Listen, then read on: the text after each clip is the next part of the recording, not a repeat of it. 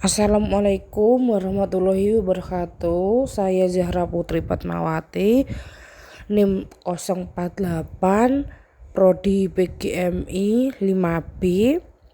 Di sini saya akan menjelaskan tentang sejarah perkembangan IPS di Indonesia. Yang pertama, asal-usul. IPS berasal dari literatur pendidikan Amerika Serikat dengan nama Adil Social Study. Nama ini pertama kali digunakan untuk lembaga yang beranggotakan ahli ilmu sosial yang berminat mengembangkan kurikulum ilmu sosial di sekolah. Kurikulum ini dikembangkan dengan nama Social Studies dan Indonesia dikenal sebagai studi sosial. Dalam kurikulum 1975, mata pelajaran ini ditetapkan dengan nama Ilmu Pengetahuan Sosial atau IPS. Yang selanjutnya adalah latar belakang. Pendidikan IPS awal mulanya berasal dari Inggris, tepatnya di kota Ruby pada tahun 1827, sekitar setengah abad setelah revolusi industri abad ke-18 di negara asalnya. IPS disebut sosial studi yang muncul untuk mengatasi dampak negatif revolusi industri, yaitu peralihan tenaga manusia ke mesin yang menyebabkan pengangguran. Selanjutnya, IPS berkembang di Amerika dengan latar belakang masyarakat multiras yang memicu konflik hingga akhirnya terjadi perang saudara.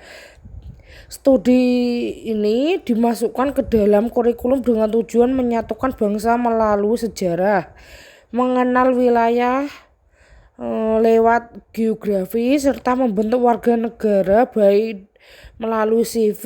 Perkembangan IPS di Amerika Serikat pesat dengan berdirinya Nation Council for the Social Study. Sementara itu, IPS di Indonesia banyak dipengaruhi oleh konsep sosial studi serta kemampuan dianalisis sosial. Terus selanjutnya ada perkembangannya. Di Indonesia, IPS juga memiliki sejarah perkembangan yang panjang.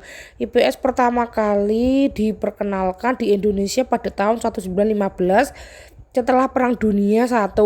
Dengan nama Sosial Studi, IPS diartikan sebagai penelaah atau pengkajian tentang masyarakat.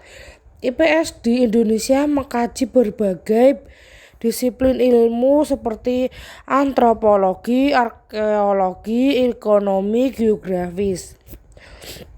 Terus sejarah perkembangan IPS di Indonesia dimulai pada tahun 1972 dengan seminar nasional tentang civic education di Tawangmangu, Solo. Setelah istilah IPS pertama kali diperkenalkan dalam seminar tersebut, pada awalnya IPS di sekolah dasar dan menengah diorganisasikan, disusun dan disajikan secara ilmiah dan mempertimbangkan tujuan pendidikan peserta didik untuk tujuan pendidikan nasional. Sedangkan di perguruan tinggi, IPS didefinisikan sebagai kumpulan berbagai disiplin ilmu sosial, humaniora, dan kegiatan sosial di masyarakat yang diseleksi untuk tujuan pendidikan sebagai suatu jurusan bagi calon-calon guru. Sekian pemaparan materi tadi,